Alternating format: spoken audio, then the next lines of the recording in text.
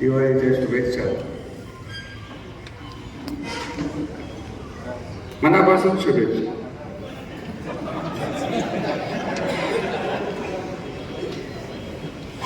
आम्ही बोलवलं होतं पदवीधर मतदारसंघाच्या निवडणुकीच्या संबंधित निर्णय घ्यायचा. जे सूर लागले ते नगरपालिका, जिल्हा परिषद आणि पंचायत समितीच्या इलेक्शनमध्ये काय करायचं, कुठं राहायचं, कधी राहायचं, आपली टिंगल होती, आपलं पगार होते, आपलं चलन होते. पदवीधर मतदारसंघ जरी माझ्या मनात होता, कोणात वाचता येईल माहिती? मोबाईल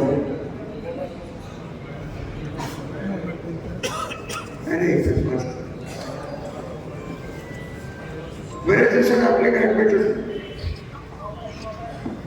इलेक्शन झाली, इलेक्शन हरलो, ते जायचे होते ते गेले, उरलेले शिल्लक राहिले.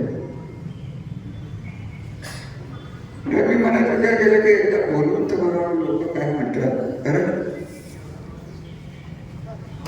आमच्या घरात येणारे लोक, 24 तास येणारे लोक आणि गाव पातळीवर काम करणारे लोक, तालुका पातळीवर काम करणारे इतर लोक, दौरा असल्याशिवाय मला भेटत नाही. आणि दौरा करायचं म्हणलं इथं 2-3 नेते बसले, त्यांना मी म्हणलं घेतात पण गटवर दौरा करून पण कुठं पाऊस येतोय, कुठं काय होतंय, कुठं काय होतंय. थोडक्यात संपर्कहीन तुमच्या आमच्यात कुठलाही संवाद राहायला नव्हता. या निमित्ताने म्हणलं आपण या दिवाळीच्या शुभ काळात बोलवावं, शुभेच्छा द्याव्या. तुमच्या सगळ्यांच्या मनात पुढे काय करायचं म्हणजे काय,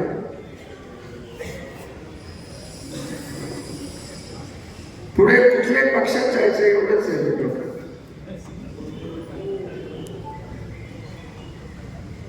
कुठल्या पक्षात जायचं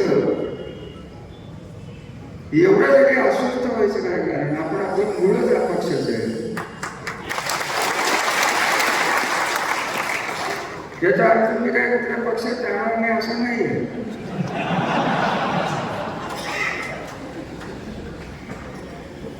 परंतु एक लक्षात घ्या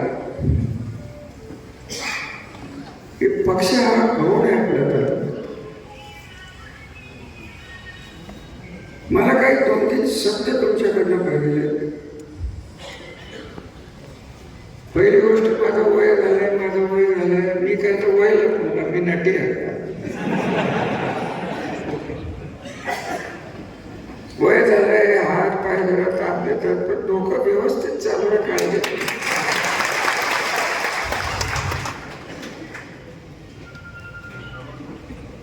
मागच्या इलेक्शनचं विश्लेषण मी केलं, मनात केलं, वर्षभर झालं मी केलं. जे रोज भेटतात त्यांना मी एकच विचारतो, आता एक जण साखरवाडीची सुरेश दादा म्हणले एवढे लोक गोळा करतात, मग सीट का पडते, काय होतं? उत्तर आहे, कार्यकर्ते आहेत, जनतेत आपल्या विरुद्ध काही फारसा राग नाही. ज्या पार्टीत आपण होतो त्या पार्टीविषयी आपल्याबद्दल, त्या जनतेबद्दल काही राग नाही. हे झालं कसं? ज्या पद्धतीने राजकारण 2019 पासून या जिल्ह्यात राजकारणात, त्या तालुक्यात विशेष करून सुरू झालं. काय सुरू झालं राजकारण? तुम्ही कॉन्ट्रॅक्टर आहात, तुझी बिलं आहात. तुम्ही कॉन्ट्रॅक्टर आहात, टेंडर मागे घेण्याचं बघून देत. कोण अवैध असं वाढवण्याचा धंदा करत असेल तर त्याच्यावर रेड करायची, 1.5 कोटीची बेहिशेब धंद्यात असेल त्याला पोलिसांच्या मार्फत दमदाटी द्यायची. या सगळ्या घटना 25 सालपर्यंत आपण सगळ्यांनी भोगलेल्या आहेत. इतर अनेक गोष्टी केलेल्याच्याबद्दल मला तर खरं सांगू का, गेलेल्याच्याबद्दल काही फारसं बोलावंच वाटत. गेले तर गेले. असं राजकारणच आम्ही बघितलं. चिमणराव कदम कैलासवासी हे अत्यंत ताकदीचा आमदार म्हणून संबंध महाराष्ट्रात प्रसिद्ध होते. चिमणरावची आमची आपल्या सगळ्यांची 2दा लढाई झाली, मतदान झालं, सगळं झालं. चिमणराव जेव्हा सत्तेत होते आणि चिमणरावची सत्ता गेल्यानंतर आपण सगळे सत्तेत आलो. इथे जर चिमणरावच्या पूर्वाश्रमीच्या गटाचे कोण असतील तर त्यांनी हात वर करून सांगावं की तुमचे नेते सत्तेत नव्हते पण सत्तेचा त्रास तुम्हाला कधी दिला. एकाने उत्तर द्यावं. पण आमचा विश्वास आहे, आमचे संस्कार आहे की सत्ता सत्तेच्या ठिकाणी, इलेक्शनच्या ठिकाणी, कार्यकर्त्याच्या ठिकाणी कार्यकर्त्यांना काही जास्त मिळालं, काही कमी मिळालं. सत्तेचा गैरवापर करून प्रशासनाला हाताशी धरून तुमच्यावर केसेस लावायचे जे प्रयत्न झाले याचा अर्थ तुम्हाला कोणाला लक्ष देत नाही की आज कार्यकर्ता म्हणून तुम्हाला त्रास होतोय. उद्या जर काही बरं वाईट आपल्या विचाराचं, आपल्या गटाचं, आपल्या पक्षाचं परत जर काही निर्णय चुकला या तालुक्यात नागरिक म्हणून हा सगळा त्रास तुम्हाला भोगायला लागणार आहे. ही इलेक्शन आमची राहिलेली नाही, ही तुमच्या घराघरात येऊन पोहोचलेली इलेक्शन आहे. आणि हे लोक काय करतील, कुठल्या तलावात जातील, जास्त बोलणार नाही कारण काही गोष्टींना बोललेलं बरं आहे. त्या मताला जो डोळ्याने बघितलेलं आहे, कानाने ऐकलेलं आहे आणि रोजच सकाळी 10 पासून जे सुरू होते. संजीव राजेंच्याकडे कोण जातं मला माहित नाही, विकासाच्या दृष्टीने कोण जात असेल. माझ्याकडे कोणीही विकासाची मागणीच करत नाही. आमदार मी एकटाच राहिलो, दीपकराव नाही येतात. माझ्याकडे फक्त 2च गोष्टीसाठी लोक येतात. एक पोलीस चौकी बदली, याने ते केलं, त्याने ते केलं, याने हे केलं. ह्याच्यासाठी आपण सगळे राजकारणात आलो. तर माझा प्रश्न तुम्हाला की आम्हाला काय मिळालं ते मिळलंय, मला स्वतःला तर काहीच मिळवायचं नाही. दिलं तरी मी घेणार नाही, देणार नाही कोण हे मला माहिती. ते गरज काय कोणाला वाटलेलं मला गव्हर्नमेंट करतील, कोणाला नाही. कुठे काश्मीरला जाऊन भरतो विरोधाचा भाग सोडून देतो. आपल्या समोरचे इलेक्शन आपल्या तालुक्यातल्या आपल्या कार्यकर्त्यांच्या नव्हे तर कार्यकर्त्यांच्या आणि सर्वसामान्य नागरिकांच्या अस्तित्वाचे प्रश्न, शांततेने जगायचे प्रश्न तयार झालेले असताना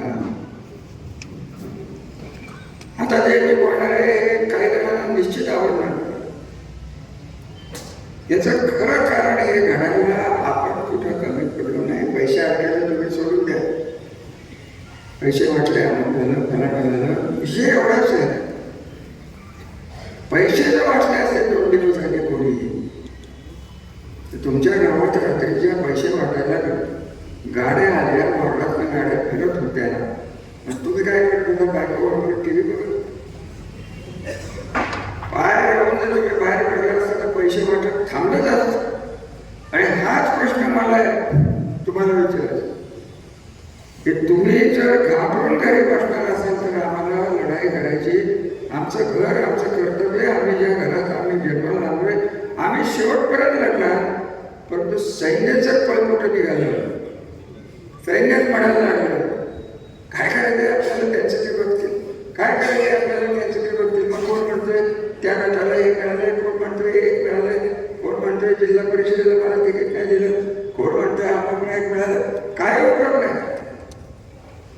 यांना मिळालंय त्यांना मिळालं, नाही मिळालं त्यांना नाही मिळाले. पण आम्ही कोणावर अन्यायाने आकाश धरून तिकीट टाळलेलं नाही.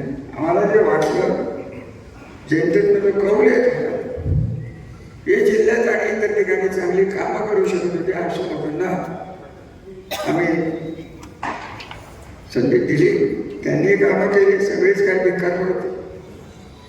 जे अध्यक्ष होते त्याचं नाव घेण्याचं मला बरं वाटतं. त्या अध्यक्ष झाले तेव्हा फोनच घ्यायचे नाही. त्याला घरी बोलून सांगितलं माझाही फोन घेत नाही, राजीनामा नाही बोलले. ते पाहिलं छत्रपतीच्या घरी गेले. म्हटलं छत्रपती बिघडलं मी नाही बघत. हे अशी लोक बघितली दिलं हे आम्ही त्यांना मोठं काढलं तरी नाही राजकारण झालं. त्यामुळे मी नाही आलो. मला जे चित्र दिसत होतं 1980 पासून जवळजवळ 91 पर्यंत काय चित्र होतं. गटबाजीचे राजकारण, 4-4, 5-5 गट एकमेकांचे पाय ओढण्यात सगळे पटेल. याने ते जेवढायचे ते जेवढायचे. याचं राजकारण होतं, त्याचं राजकारण होतं. सर्वसामान्य माणूस एकमेकाशी झुंजत होता. पण आहे तिथंच राहत होतं. पाणी होतं. MIDC होती. कारखान्याचं तर काय साखरवाडीचं काय झालं. श्रीरामचं झालं. आज आबाचा मुलगा इथं आमच्याबरोबर आहे. संजू बाबा जेव्हा चेअरमन झाले तेव्हा आबा वाढून घेतलेच होते. आम्ही आलो असं वाटतं. आम्ही गटबाजी केली नाही. त्याचं कारण आहे हनुमंतराव पवारांनी आमची राजकीय भांडणं झाले असतील. त्यांच्या वडिलांनी हा श्रीराम सहकारी साखर काढताना स्वतःचे पैसे कष्टाने कमवलेले मुंबईतनं नानासाहेब आणि त्यांना आमदारांच्या वडिलांना काय म्हणले नाही नानासाहेब दिनकर. आम्ही तो विचार केला ही वेळ भांडणाची नाही. ही वेळ सत्ता कोणाला मिळते त्याची नाही. श्रीराम कारखान्याचं बंद पडलं असतं तर काय झालं असतं. काय झालं असतं तुम्ही सांग. लिलावाला निघाला असता. निघालाच होता. कसं वाचवलं काय वाचवलं हा इतिहास झाला. लोकांना वाटतंय की आता मिळालं म्हणजे कारखाना तसं होणार नव्हतं. कोणाची चूक होती. सगळ्यांची चूक होती. आणि सगळ्यांच्यापेक्षा जास्त चूक ही मतदारांची होती. मतदार जोपर्यंत शहाणे होत नाही तोपर्यंत असली वागायला लोकशाही कायमस्वरूपी येत नाही. मतदाराला आपलं हितच कळत नसेल, फक्त स्वार्थच कळत नसेल. 1000-1500 रुपये द्यायचे आणि यांनी मत घेऊन जायचे कसे. साहजिकच 80-30 वर्ष मी तुम्हाला दिलेले आहेत. मला बोलायचे पूर्ण अधिकार आहे. माझं काय चुकलं सांगायचं की बाबा आजच्या घटनेला वयाच्या 61 वर्षी 20-30 लग्न करत येतात. आम्हाला काय डोके फिरले. आम्हाला काय संसार नाही. कारण तुम्ही मतदाराची वेळ येते त्यावेळेस तुम्ही घरी असता मग सांगायचं काय हा नव्हता तो नव्हता कोण येता. हे असलं राजकारण करणार असाल तर मला स्पष्ट सांग मला काय करायचं ते मी करीन. मी काय मागे नाही. काय जे व्हायचं असेल ते होईल. पक्ष बघू नंतर म्हणजे 5 दिवस राहिलेच नाहीत. होईल काय व्हायचं ते तुम्हाला काय करायचं. कुठला पक्ष तुम्ही काय करणार हे उत्तर मागायला मी तुम्हाला बोलवलं. आमच्याकडनं उत्तर मिळणार नाही. त्याच्यापुढे तुम्हाला करायचे की नाही. कापाचं घर बूथवर उभा राहून बूथवर आपण नसतो तर आपण मुलं उभा करून ज्या पद्धतीचा कार्यकर्ता आम्ही 91-95 घडवला.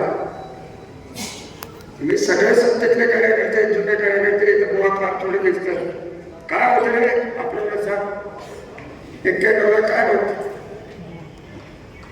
तुम्ही सांगा मला. तुम्ही तो सुमंत्र सगळ्यात प्रसिद्ध राहा. असले कार्यकर्ते सत्तेत राहून एखाद्या रोहित मांजरासारखे जे घरी टीव्ही बघत बसत असाल आपला आता नुसतेच उठून घेऊन ते गेले. एकची तयार झाली. नवीन पोरं यायला लागली. खरी अडचण म्हणजे ती नवीन पोरांचीच होती. हे येऊनच देत माझ्या सुचल्या पद्धतीने काय बोलू, मला जबाबदारी मिळत गेली, मंत्री होतो, पाणी आणलं, पाणी वाचवलं, आमदार होतो, प्रश्न सोडवले, विकासाचं सगळं सोडवलं. काय करायचं राहिलं विकासाचं? निरादेगड धरणाचं पाण्याचं बोललं जातं, त्याचे एक लक्षात ठेवा की निरादेगड धरणच झालं नसतं तर पाईपलाईन कसं टाकली असते, गॅसची पाईपलाईन टाकली. साधा विषय. पण तरुण पिढीला त्याचं काय घेणं नाही मला सांगा. त्याने दुष्काळच बघितलेलं नाही बुवा. आता जी तरुण पिढी पिढीच्या लाभा क्षेत्रात आहे ती त्या कालव्यामध्ये पुढेच मारते. तुम्ही टँकर बघितले, आज शिरावरला कालवा असता पाडेगाव ते असू गावाचं काय नसतं. तुम्ही क्षणभर आम्ही ज्या पद्धतीने विचार करतो त्या पद्धतीने विचार करा आणि मग महाराष्ट्राचं ज्याला जायचं ते आत्ताचा मी थोडं एकदा सांगतो आणि राहायचं एक गुलसटपणा करून राहू नका. मला कार्यकर्ता जो अपेक्षित आहे हा वाद घालणारा कार्यकर्ता गाव पातळीवर पोलीस चौकीला न घाबरणारा, वाटेल ते करण्यासाठी आमच्या पिकाची तयारी असताना, आमची पुढची पिढी असताना आम्ही जाऊ तुमच्यासाठी तुरुंगात. तुम्हाला आम्ही सोडणार नाही, तुम्हाला सोडायचं असं त्यांना तुमचा निर्णय आहे आणि ह्याच्याची तरुण पिढी मला सोडणार नाही याचा विश्वास असल्यामुळे आज दिवाळीच्या आधी थोडेसे कटू शब्द मी बोलू. माझ्या मनात काय होतच असं होऊच शकत नाही. हो पैसे वाटले काय पैसे वाटले. माझ्या स्वतःच्या इलेक्शनमध्ये बुळीमध्ये बाबूच्या काट्या टाकून लोकांनी आवडले ते आम्ही बघितलेले. येऊन सांगण्याला आम्हाला पैसे वाटले वाटून का दिले, मागण्या भरल्या होत्या का, पळून गेला होता का, म्हणायचं नाही त्यांनी एवढे वाटले तुम्ही तेवढे वाटले. अहो वाटा वाटेत प्रकारे एक वाड्याचं दुकान आहे. तुम्ही काय करा मला सांगा ना, मला काहीच बोलायचं. म्हणायचं 3 गट होते, 4 गट होते, 5 गट होते, आले होते तर होते. पैसे वाटताना काय चड्डी सुटली. आणि हे जर थांबलं नाही तर तुमच्या घराघराच्या शांततेवर, तुमच्या मुलं बाळा मुली बायको बिको सगळ्यांच्या ह्याच्यावर पुढची 25-30 वर्ष हे अतिशय वाईट परिस्थितीत हा तालुका जाईल. जे केलंय, मला एक प्रश्न येतो, साखरवाडी आणि शिरांचा राज बंद पडला, 20 लाख तरुणसे असतात. फायदा कोणाचा होईल? 4 कारखाने आपल्या नाव घेऊ का? आणि हे बंद करायच्या दृष्टीने इलेक्शन पुढे टाकलाय. इलेक्शन त्याला माहिती आहे त्यांना म्हणून पुढे टाकलं.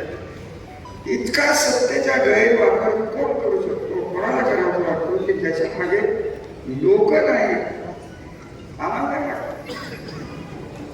अण्णाद्रवच्या कार्यकर्त्याला आम्ही नाही करत, चिमाटावरच्या कार्यकर्त्याला आम्ही नाही विश्वास, बहुतेकच्या कार्यकर्त्याला आम्ही मानच देतो. ही आमची वर्ण आणि यांची वर्ण आणि तुमची जे घाबरट पानिपत ह्याच्या पुढचं इलेक्शनचं होणार आहे ते केवळ तुमच्यामुळे होणार आहे, कार्यकर्त्यांच्यामुळे होणार आहे. आणि हे सुधारायचं जर आपण फंड घेतला, शपथ घेतली की होऊन देणार नाही. तुम्ही केलेलं आम्हाला सांभाळायचं, तुमच्या पिढीपर्यंत जाऊन द्यायचं, वाढवायचं, यासाठी पाय खोल आम्ही गावात उभा राहू हा शब्द मला द्या. बाकी मला काही नाही. एक वाट 4 इच्छे. आता मी सांगतो नगरपालिकेत मला कळत नाही पण ते काय सांगायचं तू नको मी काय मी ठरविलं आणि मी ठरवायला लोक ठरवलं. आणि काय माहिती नगरसेवकांनी हे कॉन्ट्रॅक्ट ह्याला दिलं पाहिजे कारण तो वाढ माझा आहे, तुझ्या बापाचा वाढ तुझे बापू. आज अजून सांगायचे योग्य बरोबर आत्ताच क्लिअर कटण्यासाठी सांगायचं याला कॉन्ट्रॅक्टर व्हायचे तुम्ही राजकारणात बोलू. कार्यकर्ता हा कार्यकर्ताच राहायला पाहिजे. कार्यकर्ता जर कॉन्ट्रॅक्टर झाला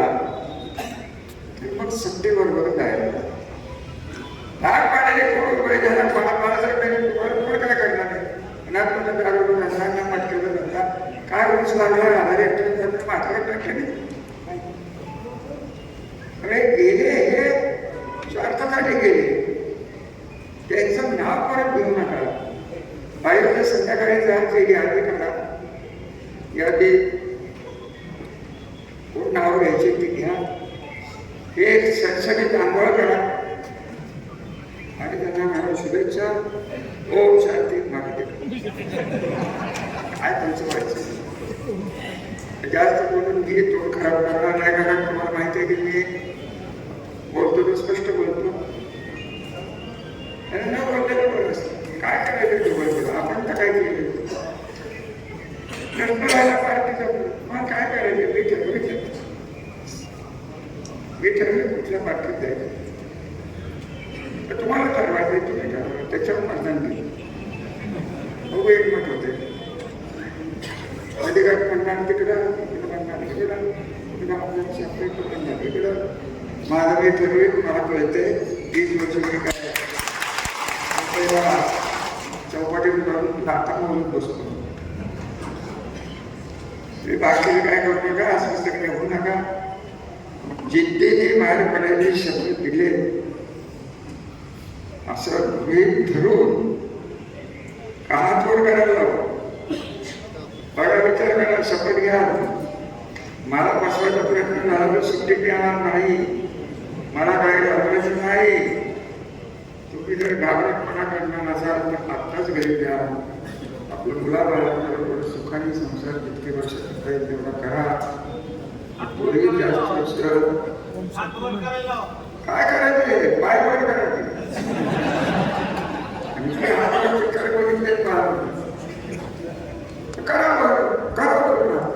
याचा बरोबर बघा सगळ्या करता तिथपर्यंत खाली करू नका. तिकडनं परत तर जास्त काही नाही. मला मनात आहे की बोललो आपण मतदारसंघासाठी आला. पदवीधर मतदारसंघात आपल्याला लढायचं आहे की नाही, आई निर्णय करायचा होता. त्या दृष्टीने आपल्याला पावलं टाकायचं की नाही, आई निर्णय आपल्याला करायचा होता. आणि माझ्या तुमची भेट होती, त्यामुळे ही भेट घडावी आपल्याला सगळ्यांना परत शुभेच्छा, मुलाबाळांना शुभेच्छा. सीजन चालू होऊन कारखान्याची. धन्यवाद. जय हिंद, जय महाराष्ट्र. एबीपी माझा, उघडा डोळे बघा नीट.